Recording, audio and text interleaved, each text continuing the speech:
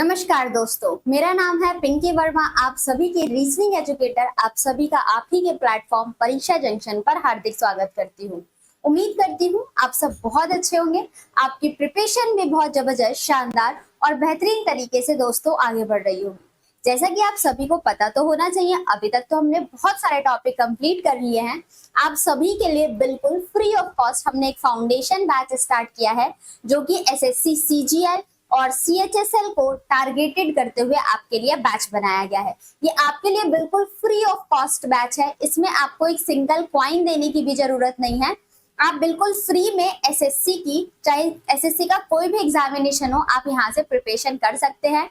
और इसी बैच में, इसी फाउंडेशन बैच में हम टॉपिक वाइज इंडिविजुअली एक एक टॉपिक पर काम कर रहे हैं दोस्तों। और इसी तरीके से हमने बहुत सारे टॉपिक कंप्लीट कर लिए हैं बहुत शानदार तरीके से।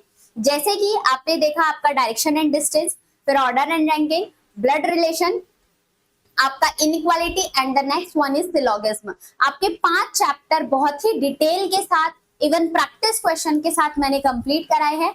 आप हमारी ही प्लेलिस्ट में जाके चेक करिएगा, आपको सारी वीडियो एक सीक्वेंस से मिल जाएंगी। तो उसको एक बार देख के फिर आप कनेक्टिविटी के साथ आगे बढ़ेंगे तो आपका सिलेबस पे ग्रिपिंग बनेगी। एक एक टॉपिक पर आप ग्रिपिंग बनाएंगे तो डेफिनेटली आप अपने क्वेश्चंस को भी बेहतरीन तरीके से बेस्ट अप्रोच से सॉल्व कर पाएंगे।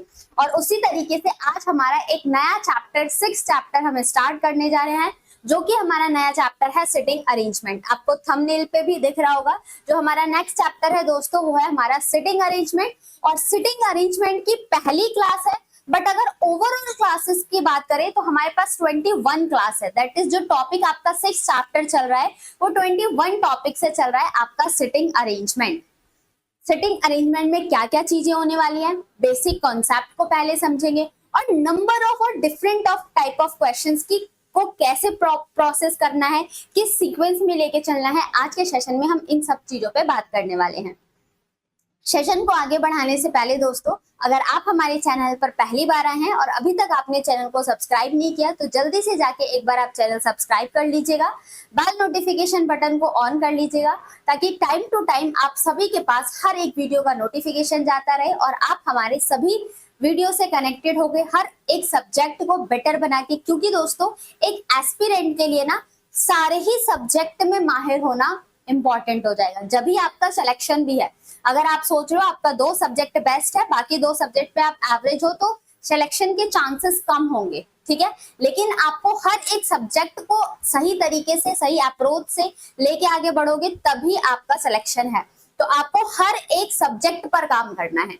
आपका reasoning, quants, geography, history, civics, polity, जो भी सब्जेक्ट आपके एग्जामिनेशन में पूछे जाते हैं, उस हर एक सब्जेक्ट पे अपनी ग्रिपिंग बहुत अच्छी बनानी है, ठीक है। तो यहाँ से आप हमारे चैनल को सब्सक्राइब करके बेल नोटिफिकेशन को ऑन कर लीजिएगा। बाकी अगर आपको सोशल मीडिया प्लेटफॉर्म पर कनेक्ट होना है, जैसे Facebook, Twitter, Instagram, WhatsApp channel, या जो भी सोशल मीडिया आप यूज करते हैं और आप चाहते हैं हमसे कनेक्ट होना, तो इन सभी का लिंक आपको इसी वीडियो के नीचे डिस्क्रिप्शन बॉक्स में मिल जाएगा दोस्तों। तो वहां से जाकर क्लिक करके आप जरूर जुड़ सकते हैं हमारे साथ।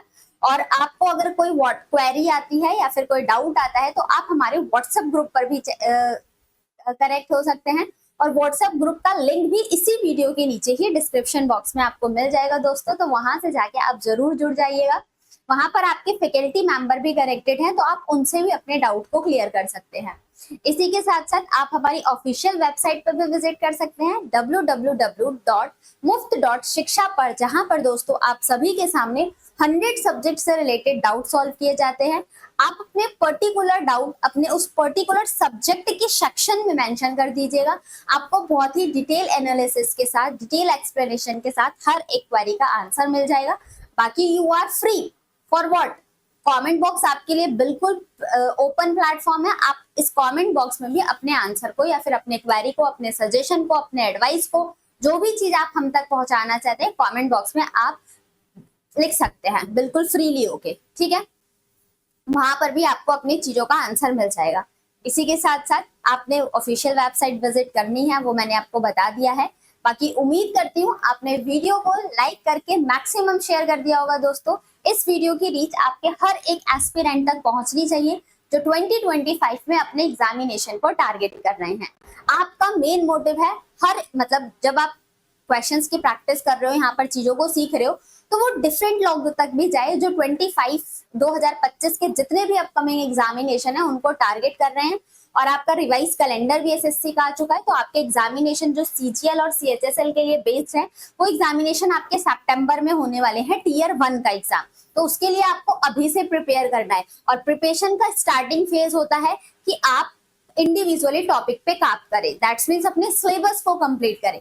और सिलेबस कंप्लीट करने के लिए आपके सामने बहुत सारे ऑप्शन है। आप हमारे ही चैनल पर प्लेलिस्ट में जाइएगा, वहां पर कंप्लीट रीजनिंग के नाम से आपको पूरा प्लेलिस्ट दिखेगी, जिसमें 70 लेक्चर में मैंने आप सभी के सामने पूरी रीजनिंग को डिफाइन किया है, बहुत ही सिस्टमैटिक वे से, एक सीक्वेंस से। आप पर्टिकुलर उस सीक्वेंस से देख के अपने कंप्लीट कोर्स को कंप्लीट कर सकते हैं, बिल्कुल फ्री ऑफ कॉस्ट। साथ ही साथ आप इस बैच में भी, ये भी बैच आपके लिए बिल्कुल फ्री ऑफ कॉस्ट है, यहाँ पर भी आप इंडिविजुअली टॉपिक पर ग्रिपिंग बना सकते हैं। अगर आपका गेन करने की कैपेसिटी बहुत ज्यादा है, आप जल्दी चीजों को ग्रैब कर लेते हो, तो आप जल्दी जल्दी वीडियो देख सकते हो जो पुरानी प्लेलिस्ट है। बट इस प्लेलिस्ट से आप मेरे साथ कनेक्टिविटी के साथ, जैसे क्लासेस नंबर इंक्रीज होती जा रही है उस तरीके से आप पढ़ सकते हो। तो आपके लिए सारी चीजें अवेलेबल है, बस आपको यहाँ पर करना है, ठीक है। You can only do that, सिर्फ आप ही कर सकते हो अपने लिए।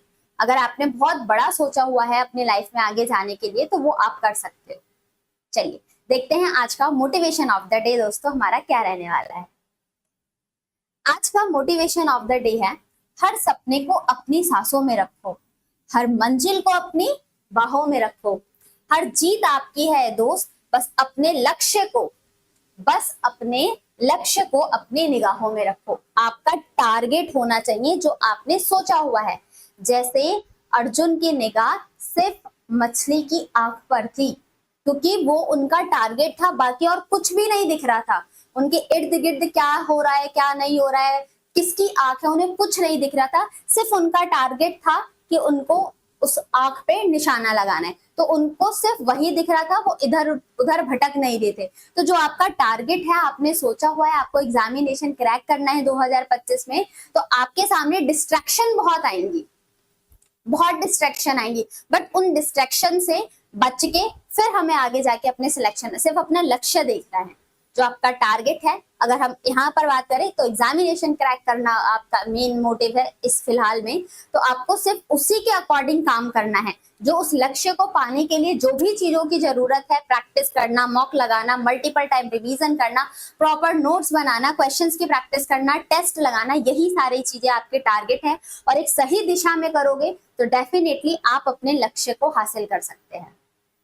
उम्मीद करती हूँ ये मोटिवेशन आपको पसंद आया होगा। आइए अपने सेशन की तरफ बढ़ते हैं, और आप अपने चारों कंपोनेंट को लेके इकट्ठा हो चुके होंगे। आपका पेन, पेपर, आपका माइंड और कंसंट्रेशन, नोट्स प्रॉपर तरीके से मेंटेन करिएगा। आज का दोस्तों हमारा टॉपिक रहने वाला है सिटिंग अरेंजमेंट, और सिटिंग अरेंजमेंट को हिंदी में बोला जाता है बैठक व्यवस्था। बैठक व्यवस्था, यहाँ पर इस तरीके के क्वेश्चंस में लोगों को बहुत दिक्कत आती है कि मैम ये हमसे बन नहीं पाता है, हम कंफ्यूज हो जाते हैं स्टेटमेंट को। आपने देखा होगा बैठक व्यवस्था में क्या, सिटिंग अरेंजमेंट में आपके सामने जो क्वेश्चंस फ्रेम किए जाते हैं दोस्तों, आपके सामने अ ग्रुप ऑफ पर्सन दिए जाएंगे, कुछ लोग बताए जाते हैं, और उन लोगों को अलग अलग बॉडीज में बिठाया जाता है। जैसे कि आपको बोल दिया जाएगा कि 6 पर्सन है सर्कल में बैठे हुए हैं, 10 पर्सन है पैरेलल रो में बैठे हुए हैं, अनसर्टेन नंबर ऑफ पर्सन है एक पर्टिकुलर लाइन में बैठे हैं, या कुछ पर्सन मीटिंग के लिए बैठे हैं एक स्क्वायर टेबल पर बैठे हैं। तो इस तरीके की डायरेक्शन आपके सामने गिवन होती है। और बैठे किसके किसके है, कौन लेफ्ट है, कितने का गैप है, थर्ड का गैप है, फोर्थ का गैप है, कितना अबव है, कितना बिलो है, ये सारी ही इंफॉर्मेशन हमारे सामने स्टेटमेंट में गिवन होती है। और इन्हीं को अरेंज करना, जैसा जैसा कथन में बोला गया है, जैसा जैसा सेंटेंस हमारे सामने गिवन है, उसी तरीके से उनको एक प्रॉपर सीक्वेंस से अरेंज करना, और सारे ही स्टेटमेंट को सेटिस्फाई करना। जो भी बात उसमें बताई गई है उन सारे ही स्टेटमेंट को हम सेटिस्फाइड कर जाए, तो हमारा बिल्कुल सिटिंग अरेंजमेंट, जो भी बात बोली गई है उसको अरेंज करना है एक सिस्टमैटिक वे से, वो हमारा सिटिंग अरेंजमेंट कहलाता है। Arranging the group of a person in a particular sequence according to the statement is known as sitting arrangement. इसी चीज को हम बैठक व्यवस्था के नाम से जानते हैं।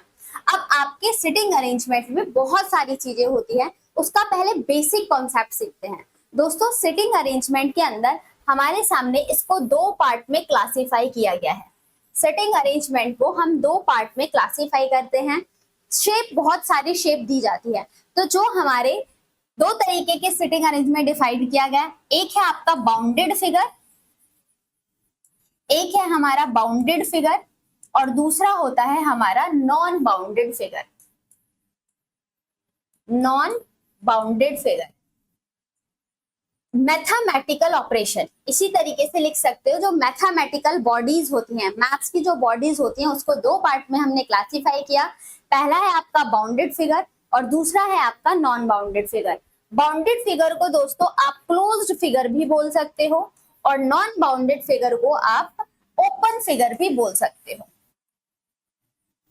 अब आप मुझे बता देंगे मैथ्स में ऐसी कौन सी फिगर होती है जो बाउंडेड होती है, घिरी हुई होती है।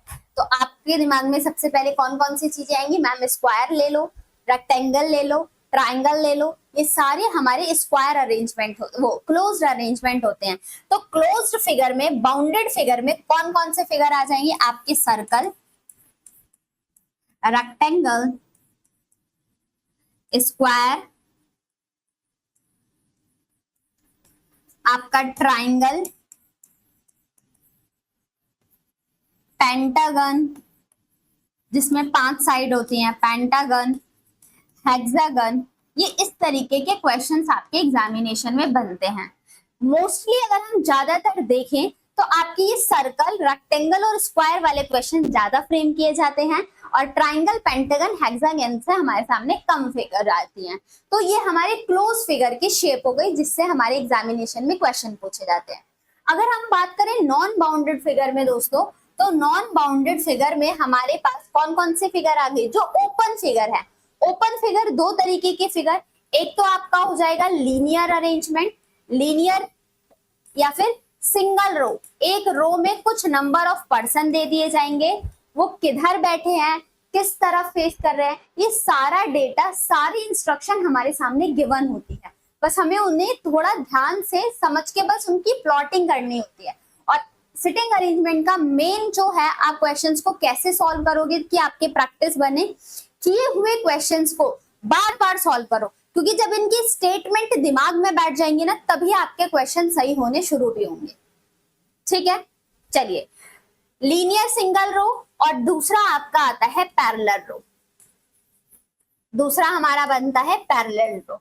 तो जो नॉन बाउंडेड फिगर है इनमें पूछी जाती हैं। अनसर्टेन नंबर ऑफ पर्सन आपके क्लोज बाउंडेड फिगर में भी हो सकते हैं और uncertain number of person linear और पैरेलल रो में भी हो सकते हैं। पैरेलल रो में तो डिफाइन करता है, लीनियर रो में uncertain number of person. Starting में आपको नहीं बताया जाएगा कि कितने नंबर ऑफ पर्सन है, बट जब आप डायरेक्शन स्टेटमेंट पढ़ के सारी चीजों की प्लॉटिंग करोगे तो आपको एक पॉइंट पर पता चल जाएगा कि उस पर्टिकुलर रो में कितने नंबर ऑफ पर्सन आने वाले हैं। ठीक है दोस्तों, यहाँ तक की बात क्लियर हुई। तो हमने देखा कि सिटिंग अरेंजमेंट को दो पार्ट में डिवाइड किया है, क्लोज फिगर और बाउंडेड फिगर। जो फिगर बंधी हुई होती है मैथ्स में, जैसे कि सर्कल हो गया, रेक्टेंगल हो गया, स्क्वायर हो गया, ट्राइंगल हो गया, पेंटागन हो गया, ये सारी चीजें। Open figure that's means non bounded figure, जो खुली हुई फिगर है, वो कौन कौन से आपके लीनियर और सिंगल रो या फिर पैरेलल रो। तो ये हमारे दो तरीके के अरेंजमेंट बैठे जाते हैं। सेम रूल जो आज हम पढ़ने वाले हैं, आज का जो बेसिक कॉन्सेप्ट पढ़ने वाले हैं दोस्तों, वो आपके पजल्स में भी काम आने वाली हैं। तो इस चीज को ध्यान में रखिएगा, राइट। चलिए अब देखते हैं क्लोज बाउंडेड फिगर और नॉन बाउंडेड फिगर हमारे सामने ये गिवन है। अब जब भी आपके सामने दोस्तों, सपोज दैट आपके सामने ये बोल दिया गया कि कुछ व्यक्ति एक सर्कल में बैठे हैं और सर्कल में सारे ही पर्सन अंदर की फेस कर रहे हैं या फिर बाहर की तरफ फेस करके बैठे हैं, तो आप कभी भी इस तरीके से सर्कल बना के क्वेश्चन नहीं ड्रॉ करना। जैसे आप कंफर्टेबल हो, मोस्टली इस तरीके का बनाया करो, क्योंकि आमने सामने लेने में हमें कंफ्यूज नहीं होते हैं, हम डायरेक्ट चीजों को प्लॉट कर देते हैं। ठीक है, तो 8 पर्सन का अरेंजमेंट दिया जाए या 6 पर्सन का अरेंजमेंट दिया जाए, आपके सामने 7 और नंबर ऑफ पर्सन का भी अरेंजमेंट दिया जा सकता है। तो जब भी सर्कल पे बेस्ड क्वेश्चन आएगा तो आप इस तरीके से ड्रॉ करोगे। ठीक, रेक्टेंगल और ट्राइंगल, अब इसमें आपके सामने बोल दिया जाएगा कि सारे ही पर्सन अंदर की तरफ देख रहे हैं, तो जब पर्सन अंदर की तरफ देख रहे हैं तो आपको यहाँ पर ध्यान रखने की जरूरत है कि राइट क्या हो जाएगा। देखो आपको पहले ही मैंने डायरेक्शन डिस्टेंस और ऑर्डर रैंकिंग का चैप्टर अगर आप पढ़ चुके हो तो ये चैप्टर आपके लिए थोड़ा सा आसान हो जाएगा। डायरेक्शन डिस्टेंस में आपने राइट लेफ्ट को बहुत ही बखूबी तरीके से पढ़ा हुआ है, ठीक है। और उसके बाद ऑर्डर रैंकिंग में कौन किसके लेफ्ट है कौन किसके राइट है, इस चीज को भी हमने पढ़ा हुआ है। तो बस वही सारी चीजें हैं जो आपको यहाँ पर परफॉर्म करनी है। थोड़ा सा पूछने का तरीका अलग होगा लेकिन चीजें आपको वैसे ही दिखने वाली हैं। अब देखो सपोज दैट यहाँ पर पर्सन बैठे हुए हैं और सब इनसाइड फेस कर रहे हैं, तो हमारा डायग्राम ऐसे ऐसे भी बोल सकता है कि सारे के सारे पर्सन बाहर की तरफ फेस कर रहे हैं। अब जब बाहर फेस करेंगे तो आप अपने आप को एज्यूम कर लेना, अगर आप टेबल की बाहर फेस करके बैठे हो तो आपका राइट क्या होगा और आपका लेफ्ट क्या होगा, सेम उसी पर्सन का भी राइट लेफ्ट वही हो जाएगा जो आपका माना जाएगा, ठीक है। और ऐसा भी क्वेश्चन में दे सकता है कि कुछ अंदर देख रहे हैं और कुछ बाहर देख रहे हैं, हमें नहीं पता कौन अंदर है कौन बाहर है, ऐसी चीजें बता दी जाएंगी। और स्टेटमेंट से पढ़कर जो हमारे सामने सेंटेंसेस दिए जाते हैं उन्हें पढ़कर हमें पता है कौन लेफ्ट देख रहा है कौन राइट जा रहा है, कौन इनसाइड फेसिंग है या कौन आउटसाइड फेसिंग है। ऐसी दोस्तों जब आपके सामने स्क्वायर आता है तो स्क्वायर या रेक्टेंगल सेम ही मानो। अब यहाँ पर चीजें कैसे कैसे बदलती हैं, अब इसमें पर्सन को बिठाने के तरीके भी अलग अलग दिए जाते हैं। जैसे आपके सामने बोल दिया जाएगा कि 8 पर्सन है और उसमें से 4 पर्सन तो कोने पर बैठे हुए हैं और बाकी 4 पर्सन मिड में बैठे हुए हैं, तो आप ऐसे बिठाओगे। ऐसे भी बोल सकता है कि 2 पर्सन तो आपके लॉन्गर साइड पर बैठे हैं रेक्टेंगल के और एक एक पर्सन आपके इधर वाले साइड पर बैठा है। ऐसे भी बोला जा सकता है कि कुछ जो पर्सन कॉर्नर पे बैठे हैं वो अंदर की तरफ देख रहे हैं, ठीक, और जो पर्सन बाहर की तरफ मिड में बैठे हैं वो बाहर की तरफ देख रहे हैं। ऐसा डेटा भी वो देता है डायरेक्शन में, ठीक है। यहां तक की चीजें क्लियर हुई। जब भी हमारे सामने शेप गिवन होगा हम बना लेंगे। जब लीनियर अरेंजमेंट की बात होगी, नेक्स्ट पेज पे देखते हैं, जब हमारे सामने लीनियर या फिर सिंगल रो, एक ही रो की बात की जाए तो हम उसको किस तरीके से ड्रॉ करेंगे दोस्तों। लीनियर रो या फिर सिंगल रो की बात की जाए तो हम वहां पर सपोज दैट 7 पर्सन एक लाइन में बैठे हैं, इसमें से ऐसा हो सकता है कुछ नॉर्थ, सारे ही नॉर्थ देख रहे हो तो नॉर्थ हमारे ये हो जाएंगे, या फिर ऐसे भी हो सकता है कुछ पर्सन एक लाइन पर बैठे हैं और वो साउथ की तरफ देख रहे हैं तो वो साउथ की तरफ। अब देखो नॉर्थ देखेगा तो राइट इधर हो जाएगा और लेफ्ट हमारा इधर हो जाएगा, ठीक, और साउथ देखेगा तो राइट आपका इधर वाला हो जाएगा और लेफ्ट आपका इधर वाला हो जाएगा, ठीक। पैरेलल रो की बात करें तो पैरेलल रो में ध्यान से समझना, बहुत सारी जगह पे आप देखोगे कि पैरेलल रो को आपको इस तरीके से बनवाया जाता है कि 5 पर्सन ऊपर और फिर 5 पर्सन नीचे। क्या आप मुझे बताओ दोस्तों, इन लाइन को भी तो ड्रॉ करने में टाइम जा रहा है ना, जा रहा है इन लाइंस को ड्रॉ करने में, तो हम इस तरीके से क्यों बनाएं। क्यों ना हम डायरेक्ट, हमारे पास अगर 10 पर्सन को अरेंज करना है, अगर हमें 10 पर्सन को एक पर्टिकुलर रो में अरेंज करना है तो हम इतना टाइम क्यों वेस्ट करें, डायरेक्ट 5 लाइन ड्रॉ कर लो। अब देखो एक रो ये बन जाएगी, एक रो ये बन जाएगी, इससे हमें आमने सामने लेने में भी आसानी हो जाएगी। तो आप प्रैक्टिस, अपने माइंड को ट्रेनिंग ही ऐसे दो ताकि स्टार्टिंग से ही आपका कम टाइम लगना शुरू हो, ठीक है। तो यहाँ पर हमने क्या देखा, कुछ पर्सन नॉर्थ है और कुछ पर्सन साउथ फेसिंग है। अब जब कुछ नॉर्थ और कुछ साउथ है तो हमने मोस्ट ऑफ द केस में ये बता देगा कि सपोज दैट रो 1 ये है और रो 1 वाले पर्सन नॉर्थ फेसिंग है, तो नॉर्थ वाले को आप हमेशा ये मानोगे।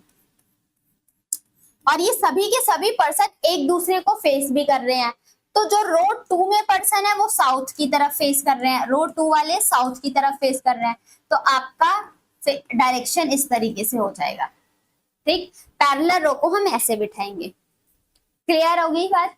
समझ में आ गई। अब चाहे 7% पैरेलल रो दे, 4% पैरेलल रो दे, 14% पैरेलल रो दे, 10% पैरेलल रो दे, हम आसानी से ड्रॉ कर सकते हैं। तो मैंने इंडिविजुअली सबका डायग्राम बताया कि आप कैसे कैसे लेके चलोगे तो आपके लिए आसानी रहेगी। अब दोस्तों हेडिंग लिखना आप पॉइंट्स टू बी रिमेंबर, और बहुत ही इंपॉर्टेंट पॉइंट्स को रखना है। पॉइंट्स टू बी रिमेंबर, आपको किन किन चीजों का ध्यान रखना है क्वेश्चन को सॉल्व करते टाइम। मेन चीजें तो यही है जो आप अभी सीख रही हो। क्वेश्चन परफॉर्म करने के लिए आप खुद से भी परफॉर्म कर सकते हो, लेकिन जो ये कॉन्सेप्ट नहीं पता है तो क्वेश्चन अटेम्प्ट करने का कोई मतलब नहीं बनता, आपका टाइम जाएगा ही जाएगा। अगर सिटिंग अरेंजमेंट एक अच्छे खासे इंसान को दे दिया जाए जिसका दिमाग स्वस्थ है, ग्रेजुएट हो चुका है, तो उसको सवाल दे दिया जाएगा तो वो पढ़ पढ़ के बना ही लेगा, चाहे सुबह से शाम तक कर दे, लेकिन उससे वो क्वेश्चन बन जाएगा।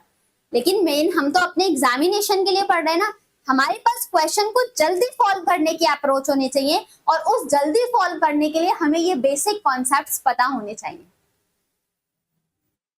करेक्ट? अगर ये बेसिक कॉन्सेप्ट पता है तो आप क्वेश्चंस को बहुत जल्दी सॉल्व कर पाओगे दोस्तों। तो चलिए पहला पॉइंट्स टू बी रिमेंबर। पहला पॉइंट आपको हमेशा डायरेक्शन पढ़नी है, रीड द डायरेक्शंस। पहला पॉइंट आपको हमेशा डायरेक्शंस को ध्यान रखना है।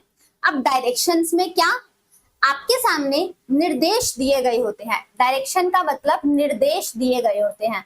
उस निर्देश में ये बताया जाता है कि कितने पर्सन है, किस शेप में बैठे हुए हैं और उनका फेस किस तरफ है। ये सारी चीजें हमें डायरेक्शन में दी होती है, इसको हमें ध्यान से पढ़ना होता है, तभी आपका क्वेश्चन भी सही पड़ेगा। अगर आपने सिटिंग अरेंजमेंट में थोड़ा सा भी पढ़ने पे गलती करी तो आपका सवाल कभी भी सही नहीं बनेगा। भगवान जी भी उतर के अगर स्टेटमेंट गलत पढ़ के क्वेश्चन को बनाएंगे तो उनसे भी गलत हो जाएगा। तो सोचो, हम तो फिर भी इंसान है, तो हमें डायरेक्शन को बहुत ध्यान से पढ़ना है। करेक्ट? आगे देखा जाए। सेकंड, अगर किसी स्टेटमेंट से दोस्तों हमने कोई लाइन पढ़ी और इस स्टेटमेंट से हमारे पास दो दो मतलब निकल रहे हैं, तो हमें वहां पर प्रोजेक्शन लेने की जरूरत होती है। प्रोजेक्शन मतलब पॉसिबिलिटी लेने की जरूरत पड़ेगी। जब भी किसी एक स्टेटमेंट को पढ़ के हमारे सामने दो बातें निकलती हैं, मैं पड़ोसी हूं ए की, ऐसी बात बोल दी गई। अब मैं ए के राइट में बैठूं तो भी उसकी पड़ोसी कहलाऊंगी, ए के लेफ्ट में बैठूं तो भी उसकी पड़ोसी कहलाऊंगी। तो यहाँ पर कुछ भी कंफर्मेशन नहीं मिली हमें, तो यहाँ पर हमें पॉसिबिलिटी लेने की जरूरत पड़ेगी, प्रोजेक्शन। और जिस भी स्टेटमेंट से लगे कि आपको पॉसिबिलिटी लेने की रिक्वायरमेंट है तो वहां पर दोस्तों हम पॉसिबिलिटी लेंगे। करेक्ट? आगे देखा जाए। चलिए, तो पहला पॉइंट आपको डायरेक्शन ध्यान देना है। फिर हमें देखना है क्वेश्चन को इनिशियल पॉइंट क्या है, इनिशियल पॉइंट या फिर स्टार्टिंग पॉइंट क्या हो जाएगा, हमें क्वेश्चन को स्टार्ट कहां से करना है, ये सारी चीजें हमें ध्यान देनी होगी। जरूरी नहीं है कि आपके सामने पहला ही स्टेटमेंट ए और बी के बारे में दिया है तो आप क्वेश्चन को वहीं से सॉल्व करना शुरू कर दो। ऐसी गलती कभी नहीं करना है। जहां से हमें लिंकेज पॉइंट मिले, चीजों को लिंक करने की बात आए, वहां से हमें क्वेश्चंस को टैकल करना है। ठीक है? थर्ड, आप ढूंढोगे इनिशियल पॉइंट के बाद लिंकेज पॉइंट, कहां पर लिंक दिया गया है हमें वो चीज ढूंढनी होगी। राइट दोस्तों? तो पहला डायरेक्शन ध्यान से पढ़ना है, इनिशियल पॉइंट्स पर फोकस करना है, और फिर लिंक कहां से करना है वो सारी चीज। अब मैं कुछ कॉमन क्वेश्चंस आपसे पूछती हूँ, आप उस कॉमन क्वेश्चंस का आंसर देते रहना है। ये 3 पॉइंट तो हो ही गए आपके सामने। यहाँ पर सपोज करो दोस्तों, मैंने आपके सामने एक सर्कल लिया और इस सर्कल में मुझे कुछ पर्सन को बिठाने हैं। मैंने इस सर्कल में 8 पर्सन को ड्रॉ कर दिया। ठीक है?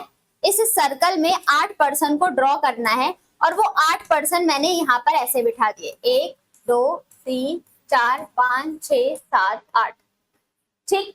अब इन 8 पर्सन में से मैंने सबके नाम दे दिए, A B C D F H I और जे। मैंने ऐसा नाम दे दिया। अब मैंने यहाँ पर ये भी बोल दिया कुछ इसमें तो इनकी डायरेक्शन अलग अलग है। इस तरीके से मैंने इनके डायरेक्शन भी बता दिया कि कौन नॉर्थ फेसिंग है और कौन साउथ फेसिंग है। अब आपके कॉमन पॉइंट इन्हीं स्टेटमेंट को पढ़ पढ़ के, अगर यही एक एक लाइन में आपको समझाने जा रही हूँ, यही सारी लाइनें जुड़कर एक आपके सामने पैसेज बनाती हैं और उसी पैसेज को समझना हमारे लिए जरूरी हो जाता है। तो जब आप इन छोटे छोटे स्टेटमेंट पे काम करोगे तो बड़ी चीज तो वैसी आ जाएगी। जैसे बचपन में पहले हमें अल्फाबेट सिखाया गया, फिर उन अल्फाबेट को जोड़ जोड़ के शब्द बनाने सिखाए गए, और जब हमारे पास वर्ड बनाने आ गए फिर हमें सेंटेंस बनाने सिखाए गए। तो अब हम सिटिंग अरेंजमेंट के क्वेश्चन सॉल्व करने जा रहे हैं। तो पहले हम एक एक सिंगल स्टेटमेंट का क्या मतलब होता है इस चीज को सीखते हैं, ताकि जब हमारे सामने पूरा बड़ा सा पैसेज मिले तो हम उसको आसानी से समझ पाए। आज के टाइम पर आपको कोई सेंटेंस बोलने में दिक्कत आती है? नहीं। और यही सेंटेंस पहले आपको ए से सिखाया गया था, तो सेम उसका यूनिट प्लेस, बेसिक चीजों को सिखाया गया है। तो अब ऐसे भी हमारा ये फाउंडेशन क्लासेस चल रही है, तो सिटिंग अरेंजमेंट का बिल्कुल फाउंडेशन क्या होगा, वहां से उठा के आपको बिल्कुल एंड तक पढ़ाया जाने वाला है। ठीक है, चलिए। तो इस डायग्राम से रिलेटेड मैं आप सभी के सामने क्वेश्चंस रखती हूँ। आप हर एक क्वेश्चन का आंसर दीजिएगा। 4 पॉइंट आप मुझे बताएंगे। Immediate neighbour of A, immediate neighbour of A, immediate neighbour of A Hindi वाले लिख लेंगे। ए के निकटतम पड़ोसी कौन है? ए के निकटतम पड़ोसी कौन है, आपको ये बताना है। ठीक, नेक्स्ट 5th पॉइंट आपको बताना है। नेक्स्ट टू ए, फिर से ए के अगला कौन है? ठीक, नेक्स्ट 6 पॉइंट इमीडिएट हो गया, जस्ट भी हो जाएगा। Who is opposite to D, D के अपोजिट कौन है? डी के विपरीत कौन है? डी के विपरीत। इससे next point 7th point, facing to D, facing to D, D को कौन, डी की तरफ किसका मुख है? D facing to D, D को कौन फेस कर रहा है? डी की तरफ किसका मुख है? डी की तरफ किसका मुख है? आपको इसका, इन सारे पॉइंट्स का आंसर देना है, और अगर इन पॉइंट्स का आंसर आपने दे दिया तो आप बहुत सारे क्वेश्चंस को आंसर आप निकाल सकते हो और आसानी से दे सकते हो। दोस्तों आइए चलिए समझते हैं। सबसे पहला पॉइंट हमारे सामने क्या बोला है? Immediate neighbour of A, A का निकटतम पड़ोसी कौन कौन है? तो आप देखो इस डायग्राम में ए आपका ये बैठा। अब ए का निकटतम पड़ोसी, यहाँ पर कुछ भी श्योर नहीं बताया गया कि लेफ्ट या तो राइट, ऐसा कुछ भी नहीं बताया गया। तो ए के दोनों ही पड़ोसी हो जाएंगे, कौन? आई और डी। तो हमारा आंसर क्या होगा यहाँ पर? आई एंड डी हमारा आंसर हो जाएगा। इमीडिएट नेबर ऑफ ए आई भी है और डी भी है ए के पड़ोसी। यहाँ तक किसी को डाउट है कोई? नहीं। आगे देखो, नेक्स्ट टू ए, ए के नेक्स्ट कौन है? तो ए के नेक्स्ट लेफ्ट भी हो सकता है और राइट भी हो सकता है। तो दोस्तों यहाँ पर भी जो आपका आंसर आएगा वो आपका आंसर हो जाएगा I and D. Correct. Next, opposite to D, D के विपरीत कौन है? तो डी हमारा कहाँ बैठा है? ये। और डी के विपरीत देखोगे तो किसको बिठाया गया है? बी को। तो डी के विपरीत कौन है? तो आंसर हो जाएगा दोस्तों बी। यहां तक की पॉइंट्स क्लियर हैं? आगे देखा जाए, फेसिंग टू डी, डी को फेस कौन कर रहा है? तो ध्यान से समझना, डी को फेस कौन कर रहा है? तो डी को फेस करने वाला ये बी है। फॉर एग्जाम्पल इसका आंसर भी क्या हो जाएगा? बी। सपोज दैट यहाँ पर मैं खड़ी हूँ और आप सामने से पढ़ाई कर रहे हो, तो मैं आपको फेस कर रही हूँ और आप मुझे फेस कर रहे हो। ठीक है, आप भी मेरी तरफ देख रहे हो और मैं भी आपकी तरफ देख रही हूँ, तो हम दोनों एक दूसरे को फेस कर रहे हैं। बट जैसी मैं रिवर्स हो जाती हूँ तो आप ये कह सकते हो कि आप तो मुझे फेस कर रहे हो लेकिन मैं आपको फेस नहीं कर रही। आप मुझे फेस कर रहे हो क्योंकि आप मुझे देख रहे हो, लेकिन मैं आपको नहीं देख रही तो मैं आपको फेस नहीं करूंगी, ठीक है। तो अपोजिट टू डी, डी के अपोजिट कौन बैठा है, तो बी बैठा है। फेसिंग टू डी, डी को फेस कौन कर रहा है, तो डी को फेस कर रहा है बी। पॉइंट समझ में आया है। नेक्स्ट पॉइंट और देखो, जो पॉइंट उन पॉइंट्स को बताया जा रहा है जो आपको कंफ्यूज करेंगे। 8 पॉइंट है हमारा दोस्तों। डायग्राम यहीं से देख लेंगे, एक बार ड्रॉ कर लेते हैं क्या है। फिर से इस वाले डायग्राम को हम ड्रॉ करते हैं। क्या था, आपके एक सर्कल में हमने कुछ पर्सन्स को अरेंज किया था और वो पर्सन का फेस क्या था, अलग अलग डायरेक्शन में बैठे हुए थे। 1 2 3 4 5 6 7 8 और इन पर्सन की नेम क्या क्या थे, ADFC, ADFC और JBHI, JBH और I।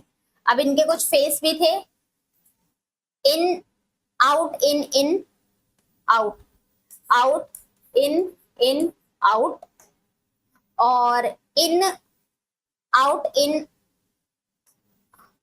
आउट, इन इन इन इन और ये है इन, ठीक। अब यहां से मैं क्वेश्चंस फ्रेम कर रही हूं। फेसिंग टू सी, नहीं फेसिंग टू आई। आप मुझे बताएंगे फेसिंग टू आई, आई को कौन फेस कर रहा है। नेक्स्ट क्वेश्चन आपके लिए हो जाएगा, अपोजिट हो गया, फेसिंग हो गया। Who is third right of A, who is third right of A, who is third right of A, A के तीसरे दाएं पर कौन है, ठीक। इससे नेक्स्ट देखोगे, who is fourth left of H, H के चौथे बायां कौन है, एच के चौथे बायां कौन है।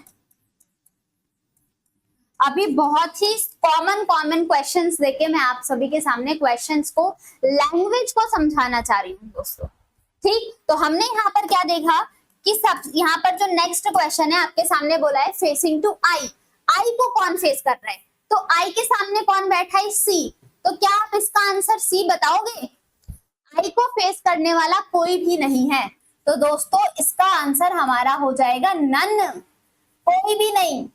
आई के अपोजिट तो सी बैठा है। अगर यहाँ पर क्वेश्चन में पूछा जाता हु इज अपोजिट टू आई, आई के अपोजिट कौन है, तो आई के अपोजिट सी तो बैठा है, लेकिन आई को फेस नहीं कर रहा है। यही पॉइंट मैंने अभी समझाया था। तो यहाँ पर पूछा था फेसिंग टू आई, आई को फेस कौन कर रहा है, तो कोई भी नहीं कर रहा आई को फेस करने वाला। क्लियर हुई ये बात। नेक्स्ट देखो, who is third right of A. अब ए का फेस बाहर की तरफ है, अगर आप टेबल की बाहर की तरफ फेस कर रहे हो तो आपका राइट हैंड ये हुआ जिसमें आप पेन पकड़ के लिख रहे हो। अब राइट देखो, अगर ए बाहर की तरफ है तो ए के थर्ड राइट हमें देखना है, तो पहला राइट ये हुआ, दूसरा राइट ये हुआ, तीसरे राइट पर कौन आ जाएगा दोस्तों, बी। तो इस क्वेश्चन का आंसर हमारे सामने आ गया बी। क्लियर है। Next, who is fourth left of H, H के फोर्थ लेफ्ट कौन है, तो दोस्तों एच देखो इनसाइड देख रहे हैं ना, अगर आपका फेस टेबल के अंदर है तो लेफ्ट हैंड किधर होगा, आप टेबल के अंदर देख रहे हो तो लेफ्ट, यहां से लेफ्ट देखो 1 2 3 4, फोर्थ लेफ्ट पर कौन आएगा, और आपसे फोर्थ लेफ्ट पूछा गया है तो आंसर हो जाएगा हमारा एफ, करेक्ट आंसर हो जाएगा। क्लियर हुए, कैसे कैसे स्टेटमेंट को बताया जा रहा है, कैसे कनेक्टिविटी बनाते हैं, ये समझ में आया है। ये बनाने के लिए आपको अलग अलग स्टेटमेंट देगा, लेकिन इन्हीं स्टेटमेंट को रीड करके इन्हीं का लिंकेज बना के हमारे सामने पूरा डायग्राम बनाना पड़ेगा, ठीक। अब यहां से दोस्तों हम क्लू पॉइंट निकालते हैं। क्या क्लू पॉइंट निकलेगा, 12 पॉइंट। जब भी आपके क्वेश्चन में वर्ड गिवन हो immediate, just, next neighbour, beside और फिर एडजेसेंट। तो इन सब का मतलब सेम होता है, इन सब का मतलब दोस्तों सेम होता है। इमीडिएट मतलब तुरंत, एडजेसेंट मतलब पास में, बिसाइड मतलब बगल में, ठीक है। नेबर मतलब पड़ोसी, जस्ट मतलब तुरंत, नेक्स्ट मतलब इधर उधर। तो इन सब का मीनिंग सेम है कि उसके तुरंत पास में बिठाने हैं हमें सारे स्टेटमेंट को। क्लियर हुई यहां पर बात। इसी तरीके से अगर आपके सामने वर्ड गिवन हो जाए outside, facing away from the centre, facing away from the centre, या फिर आउटवर्ड फेसिंग, या फिर आउटवर्ड फेसिंग। तो इन सब का मतलब क्या हो जाएगा, जो व्यक्ति है वो बाहर की तरफ फेस कर रहा है। इन सब का मीनिंग क्या है, जो पर्सन है वो आउटवर्ड किसी भी शेप पर बैठा है, बाहर की तरफ फेस करके बैठा हुआ है। नेक्स्ट वर्ड इसी तरीके से सामने आपके सामने दिया हो, इनवर्ड या फिर inside, facing toward the centre, facing toward the centre. तो ये सारे मीनिंग सेम हो गए। इसका मतलब ये हुआ जितने भी पर्सन है वो अपने डायरेक्शन के अंदर की तरफ फेस करके बैठे हुए हैं। क्लियर है। इसी के साथ अगर दोस्तों देखा जाए तो नेक्स्ट आता है आपका पॉइंट, जो नेक्स्ट पॉइंट है, कभी भी हमारे सामने इन स्टेटमेंट के अलावा अगर हमें बोल दिया जाए between three person sit between, three person sit between A and B, तीन व्यक्ति बैठे हुए हैं ए और बी के बीच में। अब यहां से जो आप डायग्राम बनाओगे, तीन पर्सन ए और बी के बीच में बैठे हैं। अब इस लाइन से आपके दो मीनिंग निकल रहे हैं ना, तो ए और बी के बीच में, ए यहाँ पर है, एक दो तीन व्यक्ति बिठा दिए, बी ये भी हो सकता है। ये श्योरिटी कहाँ दी गई थी कि बी जो है हमारा इधर ही बैठेगा, नहीं पता चला इस स्टेटमेंट से। दैट्स मीन्स हम बी को यहाँ भी बिठा सकते हैं, बी के फर्स्ट सेकंड थर्ड का गैप, और ए को हम यहाँ भी कर सकते हैं। तो थ्री पर्सन सिट बिटवीन, जब भी आपके सामने बिटवीन वर्ड दिया जाए, किसी भी दो व्यक्ति के बीच में बिटवीन वर्ड दिया जाए, तो जितने नंबर ऑफ पर्सन है, जैसे यहाँ पर तीन पर्सन थे तो इनके बीच में हमने तीन पर्सन का गैप रखा। इसी के साथ साथ अगर देखोगे आप 16th पॉइंट, तो वो पॉइंट ये है, जब भी किसी स्टेटमेंट के बीच में आपके सामने वर्ड दिया जाए दोस्तों, away, beside, away, below, above, ठीक, जब बिफोर, जब भी हमारे किसी भी स्टेटमेंट में गिवन हो away, below, above, before, example के तौर पे ले लेते हैं, एग्जाम्पल के तौर पे हमने ले लिया, B is fourth away from A, B is fourth away from A. जो बी है वो चौथा अवे है, चार बार दूर है, किससे, ए से, चौथे दूर है। अब लेफ्ट और राइट दोनों हो सकते हैं। सपोज दैट अगर आपका ए यहां पर है तो अवे हम एक बार लेफ्ट लेते हैं, फिर राइट भी लेते हैं। अब देखो 1 2 3, फिर बी अपनी खुद की जगह पर आ जाएगा। अगर हमारा ए यहां पर है तो अवे 1 2 3 और बी फोर्थ स्थान पर आ जाएगा। B is fourth away from A, A का first second third fourth away और ए का first second third fourth away. Possibility तो हमारी इस स्टेटमेंट से दोनों पड़ी, लेकिन मैं बताना क्या चाह रही हूँ, समझाना क्या चाह रही हूँ, मेन मुद्दा ये है कि जब भी हमारे स्टेटमेंट में दोस्तों away, below, above, after, before ये सारे वर्ड आते हैं, तो जितने नंबर आपके सामने गिवन होते हैं, जितने नंबर आपके सामने गिवन होते हैं, उसमें से -1 करके आप गैप रखते हो। जैसे यहाँ पर गिवन था फोर्थ अवे, तो फोर्थ अवे का मतलब हुआ ए और बी के बीच में 4 में से 1 माइनस करोगे तो कितना हुआ, 3 का गैप, और इनके बीच में चेक करो 3 का गैप होगा। समझ में आया। जैसे जब भी आपके सामने बोला जाए 3 place above of B, 3 above of B. A is third above of B. 3 ऊपर है किससे? B से। और अगर B यहाँ पर है तो above बोला गया है, तो 3 नंबर है ना, तो -1 कर देंगे, तो गैप कितने का रखेंगे A और B के बीच में? 2 का गैप हो जाएगा। B यहाँ पर है तो B के थर्ड अवे A, B का फर्स्ट अवे, सेकंड अवे और थर्ड अवे पे वो खुद एग्जिस्ट करेगा, खुद पर्सन आएगा। तो बिटवीन, अवे, बिलो, अबव में मतलब समझ में आया? तो फिर से बताती हूँ, जब भी बिटवीन आए तो जितने नंबर उस पर्सन दिए जाए हमें उनके बीच में उतने नंबर का ही गैप कर देना है। 4, 5, 6, 10, 12, 8, 9 जितने बोला जाएगा बिटवीन में उतने का ही गैप करना होता है। लेकिन जब हमारे सामने अवे, बिलो, अबव, बिफोर बोला जाए तो जितने नंबर ऑफ पर्सन गिवन होंगे उसमें से -1 करके आप गैप रखोगे। क्लियर हो ये पॉइंट? सभी को समझ में आया? चलिए, तो कुछ पॉइंट्स अभी हमारे सामने और हैं, जैसे कि जब भी दोस्तों हमारे सामने वर्ड गिवन होगा, 17 पॉइंट, एक स्टेटमेंट मैं लिखती हूं, अब आप इसका मतलब समझना। Immediate neighbours of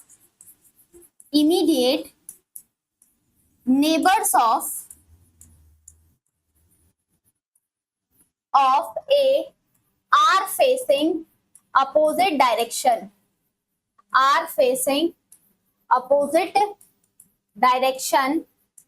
full stop. A is facing inside. आप मुझे इसका मतलब बता दो, क्या कहना चाह रहा है? Immediate neighbors of B are facing opposite direction to, बस are facing opposite direction, full stop. A is facing inside. Suppose that साथियों, अगर हमारे पास 8 पर्सन है, 8 पर्सन हमने यहाँ पर बिठा लिया, ये पॉइंट तो बोल दिया गया A इनसाइड देख रहा है, तो A को इनसाइड कर दिया। अब आप इससे मुझे इसका मतलब बताओ, वो क्या कहना चाह रहा है? तो दोस्तों इसका मतलब ये है, immediate neighbour of A are facing opposite direction to, ठीक, और A इज इनसाइड। तो क्या आप इसका मतलब ये समझ रहे हो कि A के जो पड़ोसी हैं वो अपोजिट डायरेक्शन देख रहे हैं, मतलब वो दोनों बाहर देख रहे हैं क्या? ऐसा कुछ समझ में आ रहा है आपको? तो ये मतलब नहीं देता है। जब भी दोस्तों हमारे सामने गिवन हो जो A के निकटतम पड़ोसी हैं वो अपोजिट डायरेक्शन देख रहे हैं, इसका मतलब क्या हुआ दोस्तों? अगर A का एक पड़ोसी अंदर है तो A का दूसरा पड़ोसी बाहर हो जाएगा। इसी तरीके से A इनसाइड है, अगर A का ये वाला पड़ोसी इनसाइड है तो A का ये वाला पड़ोसी आउटसाइड हो जाएगा।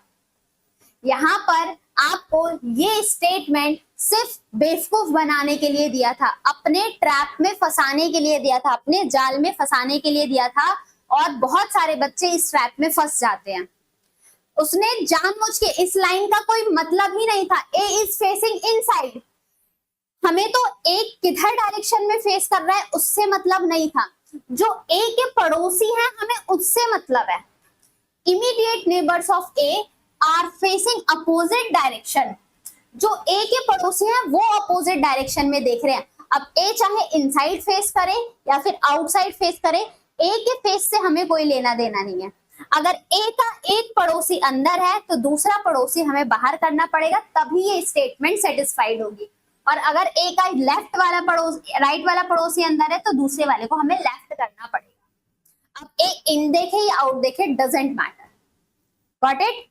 इसी के साथ साथ दोनों पॉइंट के रेफरेंस बताती हूँ। इसी के साथ साथ आप नेक्स्ट पॉइंट देखोगे, 18th पॉइंट, अगर दिया है immediate neighbours of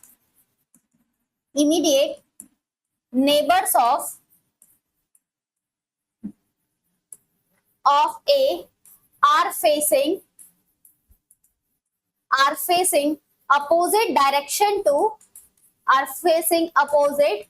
direction to B, sorry, to A. Immediate neighbor of A are facing opposite direction to A. अब आप मुझे बताओ इसका डायग्राम कैसे बनेगा? फुल स्टॉप है, तो यहां पर हमारे सामने अगर 8 पर्सन बैठे हैं, अगर हमारे सामने 8 पर्सन बैठे हैं और ए यहाँ पर है, तो अगर ए अंदर देख रहे हैं ना दोस्तों, तो इस बार ए के दोनों पड़ोसी कहाँ देखेंगे, बाहर देखेंगे। और अगर ए बाहर की तरफ देख रहा है तो उसके दोनों पड़ोसी कहाँ देखेंगे, इसके दोनों पड़ोसी अंदर की तरफ फेस करेंगे। तो दोनों पॉइंट में डिफरेंस समझ में आया। यहाँ पर साफ साफ उसने बताया, क्लियर किया। क्या क्लियर किया कि जो ए के पड़ोसी हैं वो अपोजिट डायरेक्शन देख रहे हैं ए के रिस्पेक्ट में। अगर ए अंदर है, और देखो यहाँ पर स्टेटमेंट नहीं दिया गया कि ए कौन सी डायरेक्शन में फेस कर रहा है, इसलिए हमें दोनों पॉसिबिलिटी लेनी पड़ी। अगर ए अंदर देख रहा है तो ए के दोनों पड़ोसी बाहर देखेंगे, और अगर ए बाहर फेस है तो ए के दोनों पड़ोसी अंदर फेस कर रहे होंगे। तो दोनों में डिफरेंस क्या है, अंतर क्या है।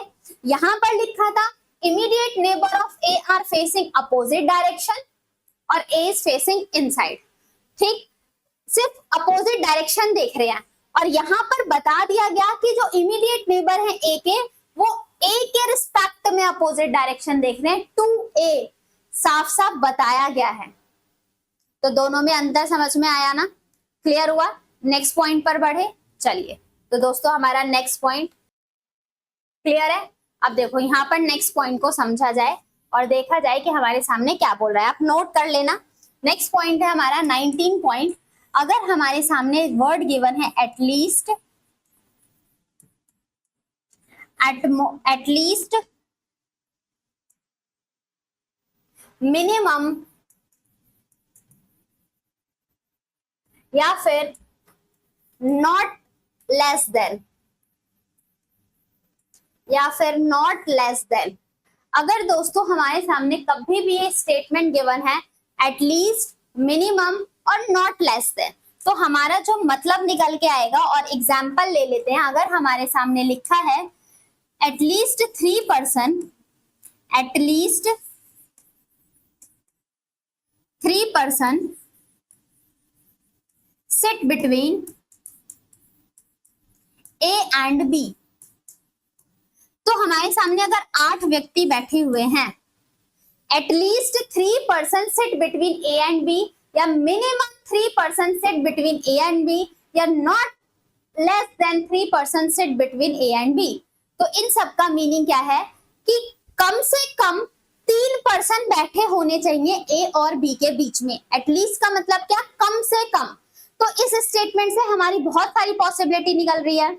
ए और बी के बीच में कम से कम 3% बैठे होने चाहिए। तो अगर हमने ए को यहाँ बिठाया है तो 1, 2, 3% का गैप बी हमारा यहाँ आ जाएगा।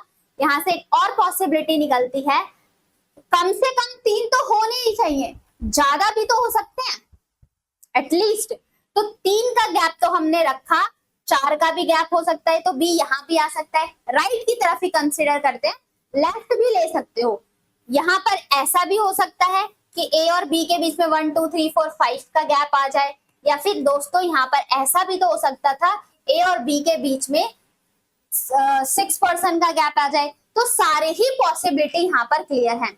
जब भी हमारे सामने एटलीस्ट, मिनिमम और नॉट लेस देन देगा, तो कम से कम 3 की बात तो बोली गई है, बट ज्यादा कितने भी हो सकते हैं। 4 का भी गैप हो सकता है, 5 का भी गैप हो सकता है, 7 का भी गैप हो सकता है। डिपेंड करेगा आपके सामने कितने ग्रुप ऑफ पर्सन गिवन है। ठीक है दोस्तों, आगे देखा जाए। अगर इसी के साथ जो नेक्स्ट पॉइंट है, दोनों पॉइंट को फिर एक साथ रिलेट करके बताऊंगी। 19 के बाद जो 20 पॉइंट है दोस्तों हमारा, वो ये है। अगर हमारे सामने यहाँ पर गिवन है at most, maximum, at most, maximum, not more then, not more then, और हमारे सामने यहाँ पर जो आपका एग्जाम्पल लिया है, सेम एग्जाम्पल लेते हैं और बस यहाँ पर लिख देते हैं सिर्फ at most 3% sit between A and B, at most 3% sit between A and B. और दोस्तों यहाँ पर ए और बी के बीच में एट मोस्ट 3%, तो अगर आपके पास 8% है तो क्या कहना चाह रहा है, ज्यादा से ज्यादा आप 3 ही व्यक्ति बिठा सकते हो ए और बी के बीच में। कम आप 3 से कितने भी कर सकते हैं। अगर 3 बिठा दिए तो 2 का भी गैप पॉसिबल है, 1 का भी गैप पॉसिबल है और 0% का भी गैप हो सकता है। तो इस स्टेटमेंट से इतनी सारी पॉसिबिलिटी निकली। अगर ए यहाँ पर है तो 3 का गैप ये हुआ। अगर हमारे पास 8% है, ए को यहाँ बिठाए तो ए और बी के बीच में 2 का भी गैप हो सकता है। अगर हमने 8% ऐसे बिठाया है, ए और बी के बीच में 1 का भी गैप हो सकता है और ए और बी के बीच में 0 का भी गैप हो सकता है, अगर हम सिर्फ राइट से कंसीडर करते हैं तो। अब ये दोनों पॉइंट देखो दोस्तों, जब एटलीस्ट का मतलब हो गया आपका कम से कम, कम से कम, और एटमोस्ट का मतलब हो गया आपका अधिक से अधिक या ज्यादा से ज्यादा, अधिक से अधिक। अब इन दोनों का मतलब आपको अब यहां से समझ में आ रहा होगा कि ये स्टेटमेंट हमारे सामने पॉसिबिलिटी कितनी सारी दे रहा है। At least, minimum, not less then, that's means 3% तो उन दोनों के बीच में कम से कम तो होने ही चाहिए। ज्यादा आप कितने भी कर सकते हो, 4, 5, 6 जितने ग्रुप ऑफ पर्सन है, ठीक। और एटमोस्ट, मैक्सिमम और नॉट मोर देन गिवन हो तो इस केस में at most 3% between A and B, तो ज्यादा से ज्यादा 3% तो आप बिठा सकते हो, ज्यादा से ज्यादा बिठा सकते हो। कम आप 2 भी कर सकते हो, 1 भी कर सकते हो, 0 भी कर सकते हो। ये दोनों पॉइंट समझ में आए हैं, क्लियर हुआ। तो अब हमारे पास सिर्फ एक पॉइंट बचता है और उस एक पॉइंट को हम समझते हैं और फिर हम देखेंगे अपना क्वेश्चंस के ऊपर आएंगे। वो एक पॉइंट आपको पहले भी बता चुकी हूं, अब आप मुझे बताने वाले हैं क्या आपको वो पॉइंट ध्यान है। जब हमने ऑर्डर रैंकिंग का चैप्टर पढ़ा था तो भी मैंने आपके सामने डिस्कस किया था, डायरेक्शन एंड डिस्टेंस का चैप्टर पढ़ा था तो भी डिस्कस किया था, और ये बोला था कि जब सिटिंग अरेंजमेंट का चैप्टर आएगा तो भी उन पॉइंट्स को हमें ध्यान में रखने हैं। कौन कौन से पॉइंट्स थे वो हमारे, नेक्स्ट पॉइंट है दोस्तों हमारा आपका कि अगर कभी भी 2 स्टेटमेंट के बीच में दोस्तों एंड, बट, कॉमा लगा के इज, जब भी 2 स्टेटमेंट के बीच में जब ये वर्ड आते हैं तो ये रिप्रेजेंट करते हैं, इट रिप्रेजेंट, बताओ किसको रिप्रेजेंट्स करते हैं, इट रिप्रेजेंट्स फर्स्ट एलिमेंट, पहले एलिमेंट के बारे में बताते हैं, या फिर फारदेस्ट एलिमेंट, जो दूर वाला एलिमेंट होता है, जो सबसे दूर बैठा है उसके बारे में इंफॉर्मेशन देते हैं। एलिमेंट तो अब वर्ड आप आसानी से समझ गए होंगे, जिसके बारे में भी बात की जा रही है वो सारी चीजें हमारी एलिमेंट कहलाती हैं। एग्जाम्पल ले लेते हैं हम यहाँ पर, जैसे कि आपके सामने मैंने लिखा है A is third right of B, A is third right of B and second left of C and second left of C। मैंने आपके सामने ये डायग्राम बना दिया, अब मुझे स्टेटमेंट दे दिया, तो जब भी हमारे किसी भी 2 स्टेटमेंट के बीच में वर्ड आता है आपका एंड, बट या कॉमा लगा के इज, तो उसके जो आगे वाली स्टेटमेंट होती है दोस्तों वो फर्स्ट एलिमेंट के लिए डिफाइन की जाती है। जैसे आपके सामने एक स्टेटमेंट ये है और दूसरा स्टेटमेंट ये है, ठीक है। अब इस दोनों स्टेटमेंट के बीच में वर्ड क्या आ रहा है हमारा, एंड आ रहा है।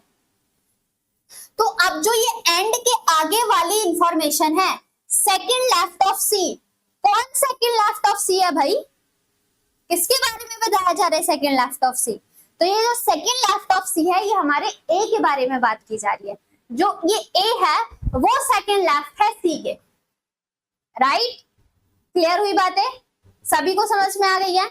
तो A, it represent first element और farthest element, A is third right of B. अगर नॉट मान लेते हैं, अगर बी यहां पर बैठा हुआ है आपके पास, अगर बी यहां पर है और बी नॉर्थ फेसिंग कर रहा है, तो बी के फर्स्ट, सेकंड, थर्ड राइट पर आप ए को बिठाओगे, और जो ए है, ए के बारे में बताया जा रहा है सेकंड लेफ्ट ऑफ सी, जो ए है वो सी के फर्स्ट लेफ्ट, सेकंड लेफ्ट पर ए आ जाएगा।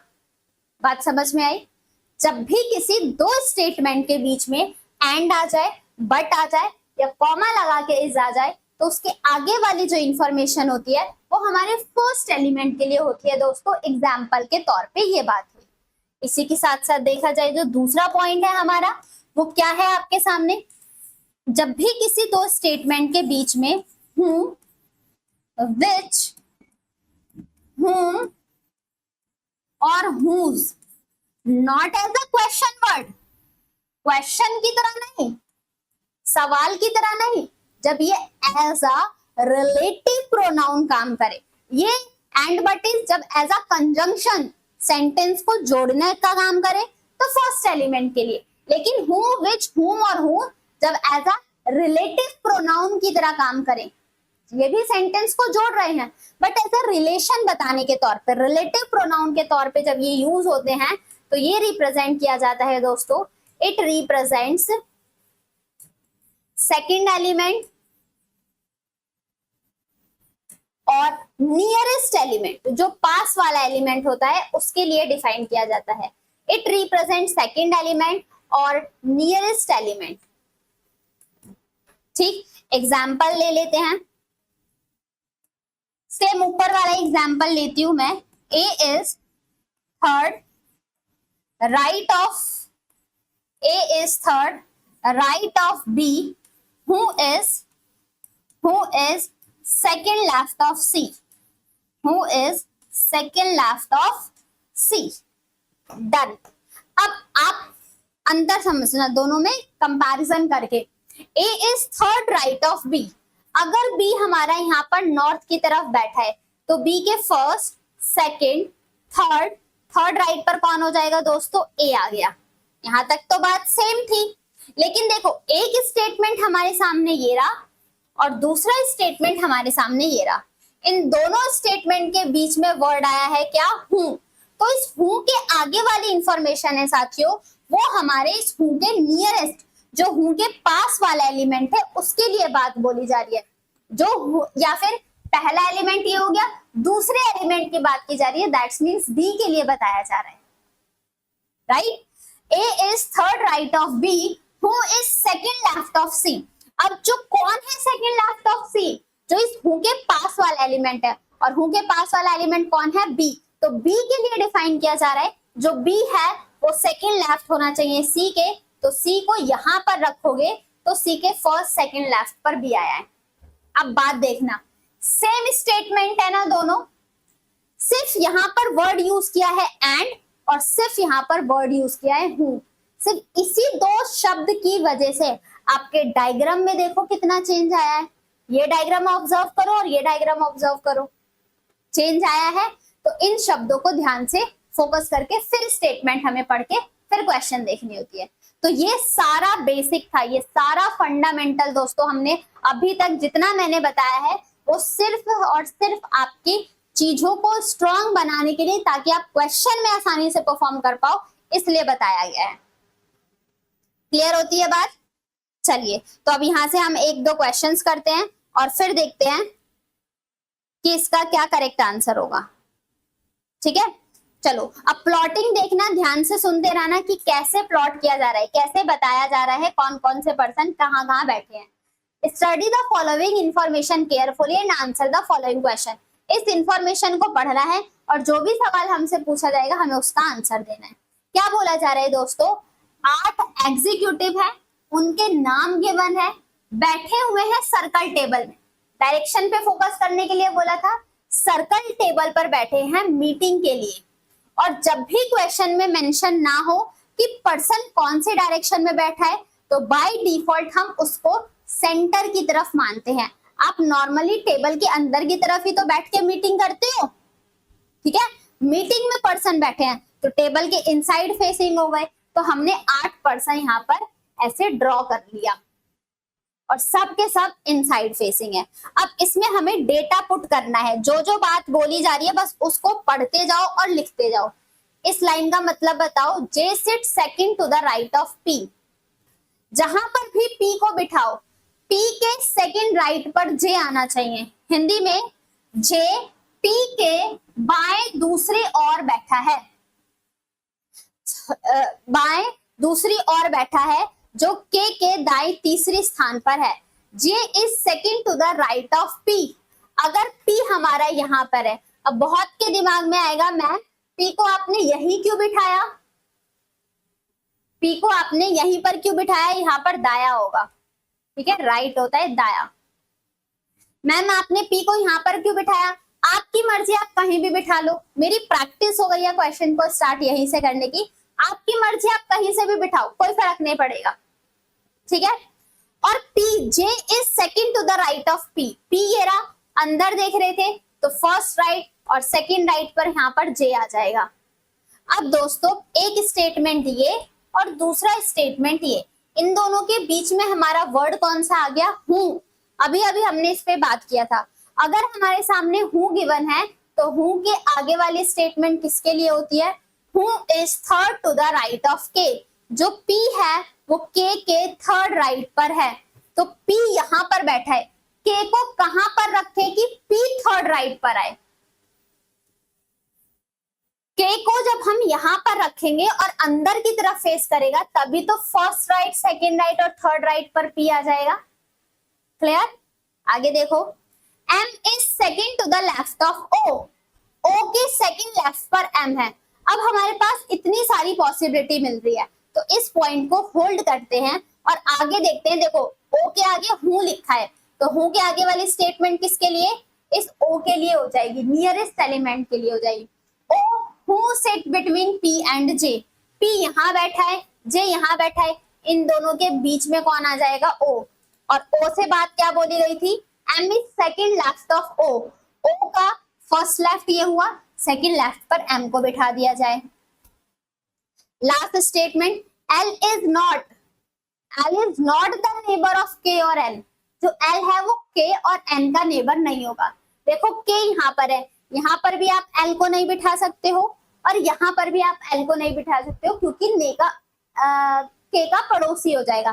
तो L के लिए सिर्फ ये वाली जगह बची है। अब जो L है वो N का भी पड़ोसी नहीं है, जो L है वो N का भी पड़ोसी नहीं है, तो N हमारा यहाँ नहीं आ सकता।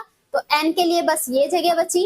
एक बचा हुआ नाम जो है, जो नाम बताए गए थे Q इस बचे वाली जगह पर आ जाएगा और सभी के सभी व्यक्ति हमारे मीटिंग के लिए भाई बैठ चुके हैं। अब इनकी मीटिंग होने वाली है, ठीक है, समझ में आया? अब देखो क्वेश्चन इससे क्या क्या पूछा गया है। पहला क्वेश्चन दोस्तों, मैं यहाँ पर डायग्राम बना दूं ताकि हम सभी क्वेश्चन का आंसर इससे आसानी से दे पाए। कौन कौन से पर्सन थे? POJL, यहाँ पर था POJ और L, और फिर क्या था? QKNM N और M। देन अब 5 क्वेश्चन इससे पूछे गए हैं, हम इसका आंसर बता सकते हैं ना? सारी चीजें हम पढ़ते हुए आ रहे, समझते हुए आ रहे। इस क्वेश्चन का answer we can do easily. Who is opposite to Q? Q के अपोजिट कौन है? तो Q के अपोजिट कौन दिख रहा है? P। मार्क करो, C ऑप्शन करेक्ट आंसर है। Next, who is second left of J? J के फर्स्ट लेफ्ट, सेकंड लेफ्ट पर कौन है? P। Option number B correct answer. Who is sitting between K and M? K और M के बीच में कौन बैठा है? तो K ये रहा, M ये रहा, इसके बीच में कौन बैठा है? N। ऑप्शन नंबर C हमारा correct. Next, who is second right of K? K का फर्स्ट राइट, सेकंड राइट पर कौन हो जाएगा? M। Option number A correct. Who are immediate neighbour of N? N के पड़ोसी कौन है? तो N का पड़ोसी K भी है और M भी है। राइट लेफ्ट तो बताया नहीं गया है, तो N का पड़ोसी दोनों हो जाएगा K and M। Option number B हमारा करेक्ट आंसर। क्लियर है? एक क्वेश्चन और जल्दी से कर ले। चलिए, एक क्वेश्चन आप सभी के सामने फिर से दे दिया गया कि कुछ पर्सन है सर्कल में बैठे हैं और सेंटर की तरफ फेस कर रहे हैं। अभी मैंने छोटे छोटे क्वेश्चंस दिए हैं, आपको चीजों को रखना आए, समझना आए, कैसे लिंक बनाना है ये समझ में आए। A is 4 to the right of H। आपके सामने 8 पर्सन और जो A है वो 4th राइट है H के। H को यहाँ बिठाया है, H का first, second, third, fourth right पर कौन हो जाएगा दोस्तों? A आ गया। और A के लिए बोला गया वाइल, जबकि second to the left of F, जो A है वो F के सेकंड लेफ्ट पर है, तो F को मैं यहाँ पर रखूंगी तभी तो फर्स्ट लेफ्ट और सेकंड लेफ्ट पर A आ जाएगा। क्लियर हुई बात? नेक्स्ट देखो, C is not the neighbour of F और B। तो यहाँ पर C का पड़ोसी कौन नहीं होना चाहिए? F का पड़ोसी C नहीं होना चाहिए, और जो C है वो B का भी पड़ोसी नहीं होना चाहिए। तो बी तो अभी हमारे पास है नहीं। D is third to the right of C. देखो सी यहाँ नहीं आ सकता, अगर आप सी को यहाँ रखते हो तो फर्स्ट सेकंड थर्ड राइट पर क्या आप डी को बिठा पाओगे? नहीं बिठा पाओगे।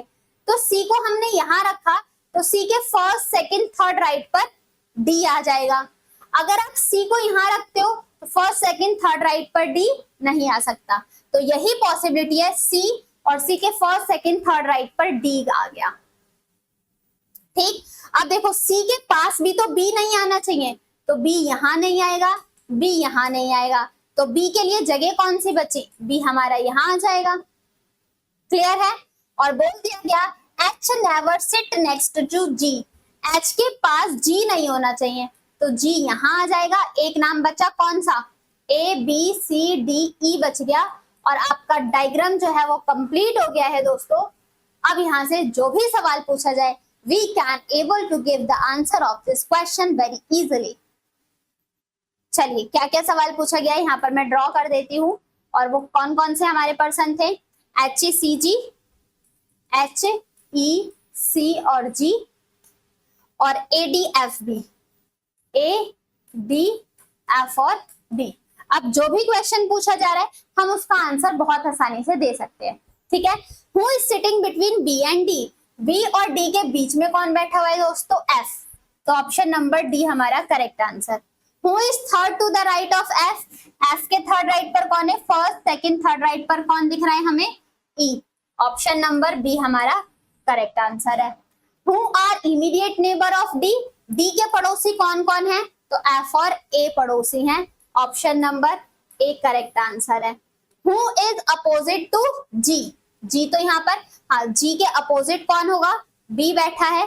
Option number B correct answer. अब यहाँ पर बोला है, ध्यान से, ये क्वेश्चन के पूछने का तरीका थोड़ा सा बदला। क्या पूछा जा रहा है? In which of the following pair first person is sitting the immediate right of second? Second person के इमीडिएट राइट पर पहला व्यक्ति होना चाहिए। जैसे कि ए और एफ को ले लो, तो जो पहला फर्स्ट पर्सन है ये राइट होना चाहिए एफ के। तो क्या एफ के राइट पर भी ए है? नहीं। एच के राइट पर ई है? एच के राइट पर the first person is sitting immediate right of second person, तो एच के राइट पर ई दिख रहा है, तो ये हमारा सही। क्या एच के राइट पर बी है? एच के राइट पर बी नहीं है, तो ये ऑप्शन भी गया। क्या सी के राइट पर ई है? तो सी के राइट पर ई नहीं है, तो ये भी हमारा गया। तो ऑप्शन नंबर सी इसका करेक्ट आंसर हो जाएगा। E and G, E and H, H के राइट पर ई है, और वही बात हमसे पूछी गई थी। यहाँ तक की बात समझ में आई दोस्तों? तो आज की क्लास में हमने क्या देखा कि बहुत ही बेसिक क्वेश्चंस थे, 2 ही क्वेश्चन सॉल्व किए हैं और पूरा कॉन्सेप्ट डिस्कस किया है मैंने सिटिंग एंड अरेंजमेंट का। ठीक, सिटिंग अरेंजमेंट के सारे कॉन्सेप्ट डिस्कस किए हैं, सिर्फ 2 टाइप के क्वेश्चन देखे और वो भी बहुत ही इजी क्वेश्चन थे। नेक्स्ट क्लास में हम थोड़े से मॉडरेट लेवल के क्वेश्चंस करेंगे और देखेंगे इनकी कनेक्टिविटी कैसे बनानी है। क्लियर है दोस्तों? तो नेक्स्ट क्लास के लिए आप वेट करिएगा। इन्हीं क्वेश्चंस को, किए हुए क्वेश्चंस को आप 3 टाइम सॉल्व करना, मल्टीपल टाइम रिवीजन करना, प्रॉपर नोट्स में इन चीजों को नोट करते हुए चलना। रिवीजन के टाइम पे आपका ब्रह्मास्त्र का काम करती है नोट्स। ठीक है, तो अगर आपको सेशन पसंद आया तो सेशन को लाइक जरूर कर दे, मैक्सिमम शेयर कर दे, ताकि हर एक एस्पिरेंट तक जो भी 2025 में अपने एग्जामिनेशन को टारगेट कर रहे हैं उन तक ये सभी तक वीडियो पहुंचनी चाहिए दोस्तों। सेटिंग अरेंजमेंट एक ऐसा टॉपिक जो बहुत सारे बच्चों को प्रॉब्लम देता है, लेकिन यहाँ से पढ़ने के बाद आपकी ये प्रॉब्लम भी खत्म हो जाएगी। तो आप इस टॉपिक को आसानी से पढ़कर चीजों को ग्रिपिंग बनाकर सॉल्व कैसे करना है, इस अप्रोच को आप मेरे साथ जोड़ सकते हैं। क्लास नंबर 21 थी, 22 क्लास नंबर में हम और क्वेश्चन को डिस्कस करेंगे सेटिंग अरेंजमेंट की। अभी आपके लीनियर वाले, पैरेलल वाले मैंने कुछ भी क्वेश्चंस नहीं कराए, सिर्फ एग्जाम्पल के तौर पे हमने 2 क्वेश्चंस करे हैं। अगर आप सभी को वीडियो पसंद आई तो वीडियो को लाइक करके मैक्सिमम शेयर कर दीजिएगा दोस्तों। और अगर आप चैनल पर पहली बार आए हैं या अभी तक आपने चैनल को सब्सक्राइब नहीं किया तो एक बार प्लीज जल्दी से जाके आप चैनल सब्सक्राइब कर लीजिएगा, बेल नोटिफिकेशन को ऑन कर लीजिएगा, ताकि टाइम टू टाइम आप सभी के पास हर एक वीडियो का नोटिफिकेशन मिलता रहे दोस्तों। और इसी के साथ साथ अगर आप हमारे ऑफिशियल वेबसाइट पर जुड़ना चाहते हैं या फिर किसी भी सोशल मीडिया प्लेटफॉर्म पर जुड़ना चाहते हैं तो इन सभी का लिंक आपको इसी वीडियो के नीचे डिस्क्रिप्शन बॉक्स में मिल जाएगा। WhatsApp group, Facebook, Twitter, Instagram सबका लिंक आपको मिल जाएगा, तो आप वहां से जाके क्लिक करके हमसे जुड़ सकते हैं। इसी के साथ साथ आप हमारे ऑफिशियल वेबसाइट भी विजिट कर सकते हैं www.muft.shiksha पर, जहां पर वहां पर आपके हर एक क्वेरी का डिटेल एक्सप्लेनेशन के साथ सॉल्यूशन मिल जाता है। बाकी मिलते हैं अपनी अगली क्लास में, जब तक के लिए आप अपनी पढ़ाई करते रहिए, अपना ध्यान रखिए। All the very best class and thank you so much.